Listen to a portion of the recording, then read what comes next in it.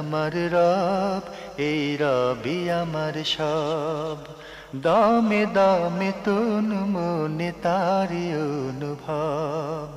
তোমার দুনিয়াতে আমি যেদিকে তাকাই, অথই নিয়ামতে ডুবে আছি সবাই। পাক পাখালির গানে শুনি তসবিহ কালো রব, তসবিহ কালো রব, আল্লাহ আমার রব, এই রবি। প্রিয় দর্শক, আপনারা যারা দেশে আছেন প্রবাসে, সবাইকে জানাই অনেক অনেক প্রীতি ও শুভেচ্ছা। শুরু হলো আন্টিবা আয়োজিত এবং লাভেলো নিবেদিত অনুষ্ঠান আপনার জিজ্ঞাসা। আপনাদের সাথে আছি আমি জয়নুল আবেদিন আজাদ। আমাদের মাঝে অতিথি হিসেবে উপস্থিত আছেন বিশিষ্ট আলেম ডক্টর মোহাম্মদ সাইফুল্লাহ। আসসালামু আলাইকুম ওয়া রাহমাতুল্লাহি ওয়া বারাকাতুহু। প্রিয় দর্শক, আজ 16 ডিসেম্বর আমাদের বিজয় দিবস। আমাদের জনপদে অনেক দিবস পালিত হয়ে থাকে।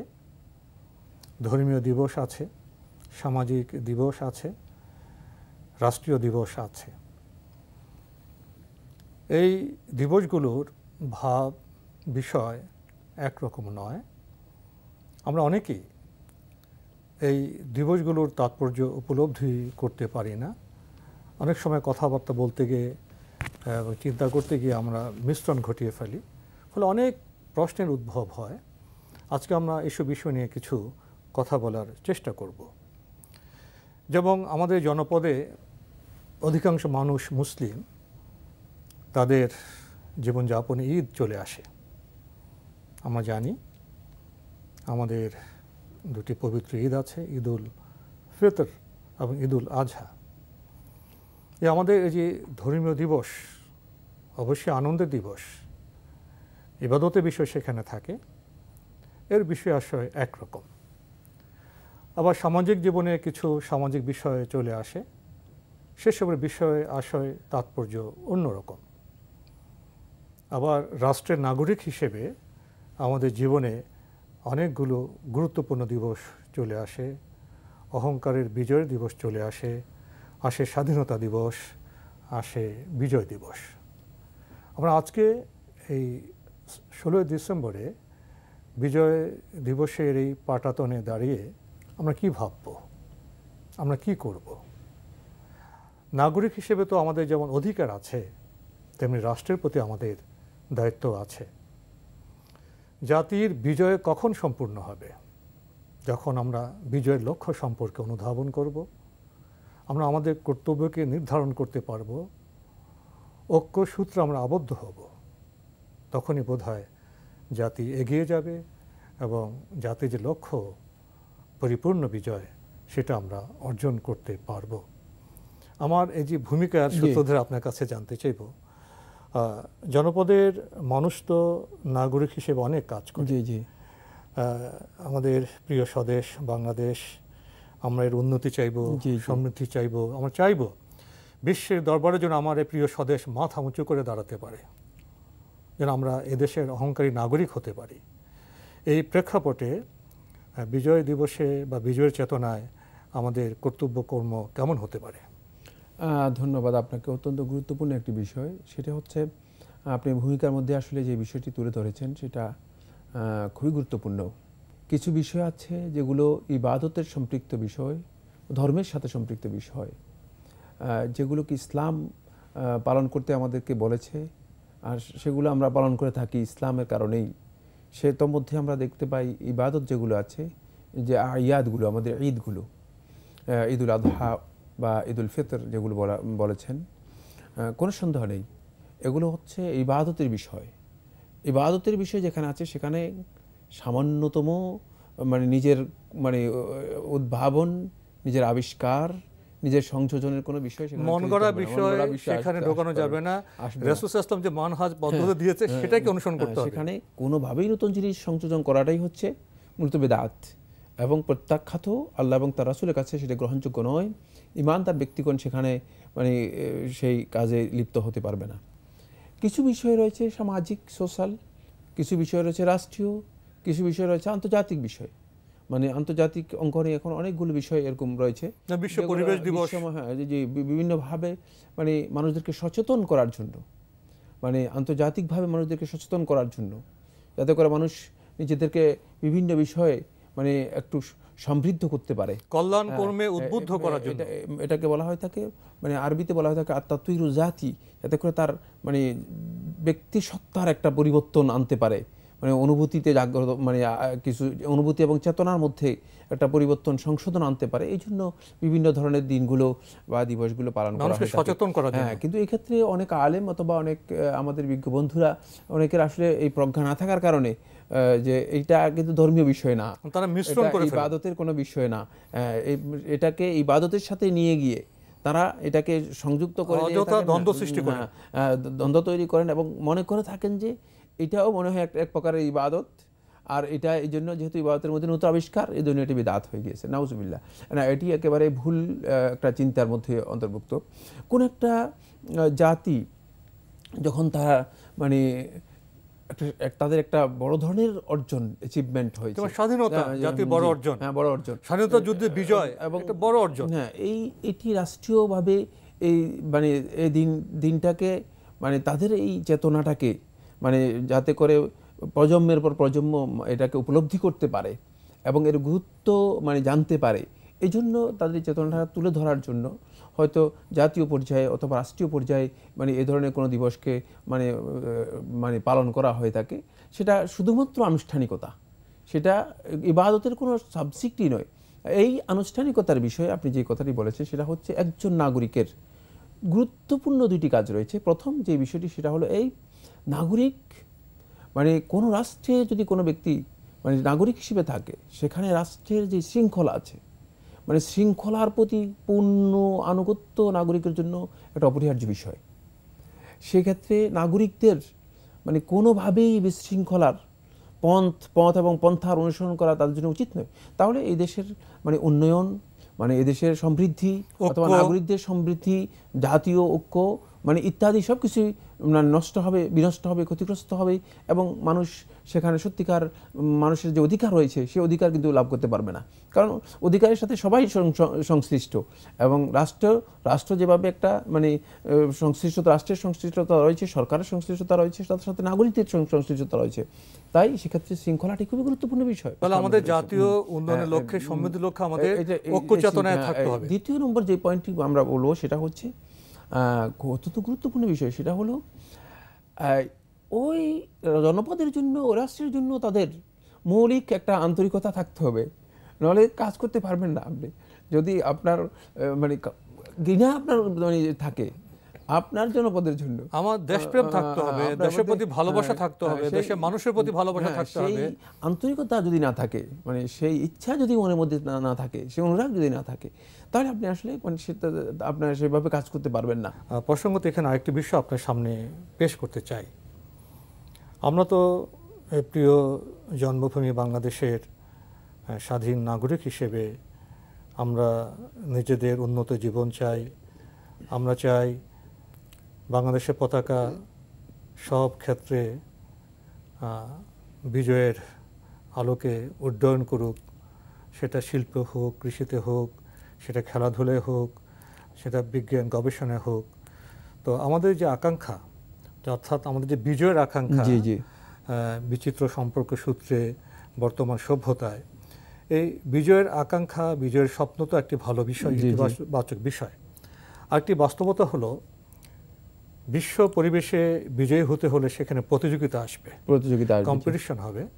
তো সেখানে তো আমাদের প্রতিযোগিতায় বিজয়ী হতে হলে আমাদের উপযুক্ত হতে হবে। তো একটা হলো আপনার জ্ঞানের দিক থেকে উপযোগিতা, আরেকটি হলো বিজ্ঞান গবেষণায় আপনার উপযোগিতা, আরেকটা হলো আপনার মানুষ হিসেবে যে মূল্যবোধ এবং নৈতিক মানের দিক থেকে যদি আমরা শ্রেষ্ঠত্ব অর্জন করতে না পারি, তাহলে অনেক আমাদের যে প্রচেষ্টা, অনেক যে ত্যাগ, সেটা বোধহয় পূর্ণ লক্ষ্যে পৌঁছতে পারবে না। তাহলে এই পৃথিবীর যে বাস্তব অবস্থায় প্রতিযোগিতা, সেখানে নৈতিক মান, নৈতিক গুণ অর্জন কতটা গুরুত্বপূর্ণ? একটি জাতির বিজয়কে নিশ্চিত করার জন্য প্রথম যে দায়িত্ব সেটা হচ্ছে তাদের নৈতিক পরিবর্তন, সংশোধন আনতে হবে। নৈতিকভাবে তাদেরকে সত্যিকারভাবে যে মান রয়েছে সে মানে উন্নীত করতে হবে। আপনি কারণ এটি সারা পৃথিবীর মানে সাথে একটা প্রতিযোগিতার মতো। এখানে আমরা নিজেদের পরিচয় তুলে ধরতে পারি যাতে করে সত্যিকার মাথা উঁচু করে দাঁড়াতে পারি। কিভাবে মাথা উঁচু করে আমি দাঁড়াবো? আমার আদর্শের মাধ্যমে, আমার নৈতিক অবস্থানের মাধ্যমে, নৈতিকতার মাধ্যমে। আর যখনই আমরা বিশ্বকে এই পরিচয় দিব যে আমাদের নৈতিকতা হচ্ছে এই, আমাদের আদর্শ হচ্ছে এই, আমাদের চেতনা হচ্ছে এই, যদি এই বিষয়গুলো যখন তাদের কাছে আমরা সত্যিকারভাবে উপস্থাপন করতে পারবো, তুলে ধরতে পারবো, তখন আমাদের এই বিজয় মূলত প্রকৃত বিজয় হিসেবে সাব্যস্ত হবে। বিজয় হয়েছে, কোনো সন্দেহ নেই।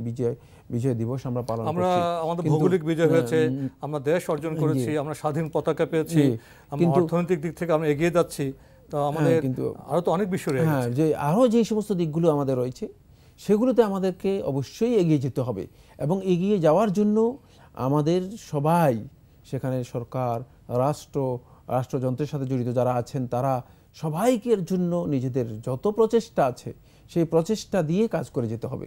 যদি আমরা এই কাজ করতে পারি তাহলে কিন্তু আমরা নাগরিকদেরকে সমুন্নত করতে পারবো, নাগরিকদের মাথা উঁচু করে কথা বলার মতো অবস্থা তৈরি হবে।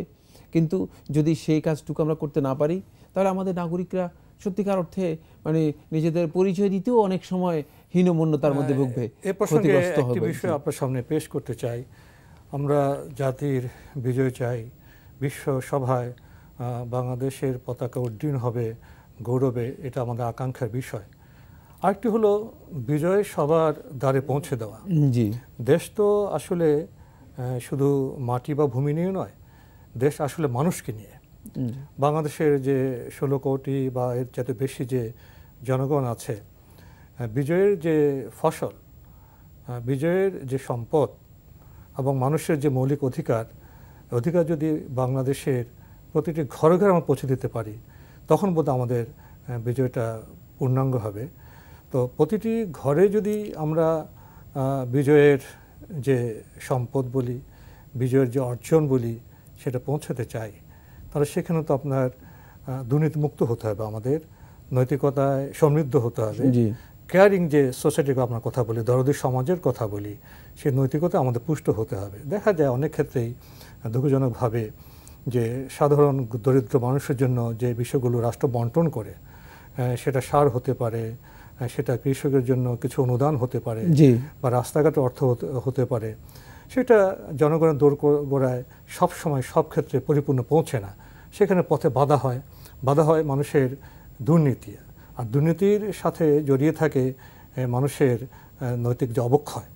তো এই বিজয়ের যে বার্তা বলি, বিজয়ের ফসল বলি, প্রতিটি ঘরে পৌঁছতে হলে এখানেও তো আমাদের নৈতিকতার বিষয়টি চলে আসে। কোনো সন্দেহ নেই। যদি আমরা সত্যিকার মানে বিজয়ের এই ফসল সকলের ঘরে ঘরে তুলতে চাই, তাহলে অবশ্যই আমাদেরকে একটি ওই সমাজ তৈরি করতে হবে যে সমাজ সম্পূর্ণ দুর্নীতিমুক্ত হবে, সাথে সাথে মানে একটি বলিষ্ঠ নৈতিকতার উপর যার ভিত্তি হবে। আপনি ভিত্তি যত মজবুত হয় তত আপনার বিল্ডিং সেখানে টেকসই হবে, শক্তিশালী হবে। হ্যাঁ, এই জন্য ভিত্তিটা আমাদের জন্য অত্যন্ত মজবুত করার প্রয়োজন রয়েছে। আর এই ভিত্তিটা কি হবে সেটাও কিন্তু ক্লিয়ার থাকা দরকার, মানে সেই আদর্শটা ক্লিয়ার থাকা দরকার। সেই আদর্শটা যদি আমাদের কাছে ক্লিয়ার থাকে তাহলে আমাদের ভিত্তিটাও মজবুত হবে। কিন্তু দুঃখজনক বিষয় হচ্ছে সেটা হলো এই, মানে বিভিন্ন ধরনের চিন্তাধারায় যদি আমরা পুষ্ট হই, আর আমরা মনে করি যে আজকে মনে হয় আমার এটাই সবচেয়ে আমাদের জন্য ভালো, কালকে এটাই আমাদের জন্য ভালো না। যেহেতু আমাদের সমাজ ব্যবস্থা, আমাদের দেশ, সব কিছুতে আমরা একটা সুনির্দিষ্ট মানে আদর্শ নিয়ে আমরা অগ্রসর হচ্ছি। সেখানে আমাদের আদর্শ কি হবে সেটা কিন্তু আমরা কনফার্ম করে আমরা যাতে করে সেই আদর্শের উপর নিজেদেরকে বলিষ্ঠ করতে পারি, তাহলে সেখানে দেখবেন যে দুর্নীতিমুক্ত একটা সুন্দর সমাজ আমাদের আদর্শে আমাদের বলে দেবে জবাবদিহিতা কতটা গুরুত্বপূর্ণ। এবং জবাবদিহিতার চেতনায় যদি আমাদের প্রতিদিনের কাজ আমরা সম্পন্ন করতে পারি, তাহলে প্রত্যেকটি টেবিলে দায়িত্ব পালিত হবে এবং সব জায়গায় যদি যথাযথভাবে দায়িত্ব পালিত হয়, তার যে ফসল সেটা অবশ্যই নাগরিকদের দোরগোড়ায় ঘরে ঘরে গিয়ে পৌঁছাবে। হ্যাঁ, নাগরিকদেরকে ইসলাম যে দৃষ্টিভঙ্গি দিয়েছে সেটা হলো মৌলিক ভ্রাতৃত্বের দৃষ্টিভঙ্গি। আপনি মদিনার প্রথম যে সমাজ ব্যবস্থা মুহাম্মদ রাসূলুল্লাহ সাল্লাল্লাহু আলাইহি ওয়াসাল্লাম কায়েম করেছেন মুহাজির এবং আনসারদের মাঝে। এরপরে মদিনাবাসী এবং মদিনার আশেপাশে বসবাসকারী যারা ইহুদি ছিল, সেই বনু কাইনুকা, বিভিন্ন গোত্র, ইহুদি মুসলিম সবাই মিলে একটি ঐক্যবদ্ধভাবে রাষ্ট্র গঠন, তাদের মাঝে, এবং এর পরবর্তী দূরবর্তী যে সমস্ত বনু ইয়ামামা অথবা অন্যান্য যে সমস্ত গোত্র ছিল তাদের সাথে যেই মানে সুসম্পর্ক যেভাবে তৈরি করা হয়েছিল, অথচ সবাই কিন্তু সেখানে মুসলিম ছিল না, এক চিন্তা নয়, বিভিন্ন এক চিন্তা, ধর্ম নয়, বিভিন্ন সেখানে বৈচিত্র্যের একটি ঐক্য গঠন করা হয়েছিল। কিন্তু এমন একটা ঐক্য বা এমন একটা মানে বিষয় তৈরি করা হয়েছিল, কারণ সেখানে সুনির্দিষ্ট আদর্শটা স্পষ্ট ছিল, এবং যার উপর ভিত্তি করে মূলত মানে মদিনার যেই প্রথম সমাজ ব্যবস্থাটাকে কি করা হয়েছে, সবার জন্য কায়েম করা হয়েছে, কল্যাণের বিষয়টাকে সেখানে নিশ্চিত করা হয়েছে। তাই ঠিক এভাবেই মূলত মানে রাষ্ট্রের উচিত হবে মানে এই বিজয়ের বিষয়গুলো মানুষের কাছে, যদি বিজয়ের এই অ্যাচিভমেন্টটাকে, অর্জনটাকে মানুষের কাছে পৌঁছাতে হয়, সেইভাবে দুর্নীতিমুক্ত একটি সমাজ গঠন করা এবং এর জন্য সবাইকে যথাযথভাবে উদ্বুদ্ধ করা। যদি আমরা সত্যিকারের সেভাবে উদ্বুদ্ধ করতে পারি, আমি আশা করব ইনশাআল্লাহ খুব অচিরেই এই বাংলাদেশে বিজয়ের সত্যিকার মানে পতাকা আমরা উড্ডয়ন করতে পারবো, এবং মানুষের মুখ উজ্জ্বল হবে, মানুষ গর্বে গর্বিত হতে পারবে, নিজের পরিচয় দিতে গিয়ে হীনমন্যতা ভুগবে না, যে হীনমন্যতা আজকে অনেককেই আমরা লক্ষ্য করছি। আকাঙ্ক্ষাকে গ্রহণ করে আমরা আজকের অনুষ্ঠান এখানে শেষ করছি। আপনাকে অনেক ধন্যবাদ। আপনাকে অনেক ধন্যবাদ। প্রিয় দর্শক, আমরা এতক্ষণ দেখছিলাম এনটিভি আয়োজিত এবং লাভ হলো নিবেদিত অনুষ্ঠান আপনার জিজ্ঞাসা। বিজয়ের এই দিনে আমরা আসলে বিজয়ী হতে চাই জীবনের সব ক্ষেত্রে, এবং নাগরিকদের সচেতনতা এবং যোগ্যতা অর্জনের মাধ্যমে বিশ্ব সভায় আমাদের প্রিয় স্বদেশের মুখ উজ্জ্বল হবে। এ কামনা করি আজকের অনুষ্ঠান এখানেই শেষ করছি। চিঠি লিখুন, প্রশ্ন পাঠান আমাদের ঠিকানায়। পরিচালক আপনার জিজ্ঞাসা, এনটিভি, বিএসসি ভবন, 7ম তলা, 102 কাজী নজরুল ইসলাম এভিনিউ, কারওয়ান বাজার, ঢাকা 1215। আপনারা ইমেলও করতে পারেন। আমাদের ইমেল অ্যাড্রেস আপনার জিজ্ঞাসা @ntvbd.com। প্রিয় দর্শক, মহান আল্লাহ আমাদের সবাইকে নিরাপদে রাখুন শান্তিতে। আসসালামু আলাইকুম। এই রবি আমার সব, দামে দামে তুন মনে তারি অনুভব। আল্লাহ আমার রব, এই রবি আমার সব।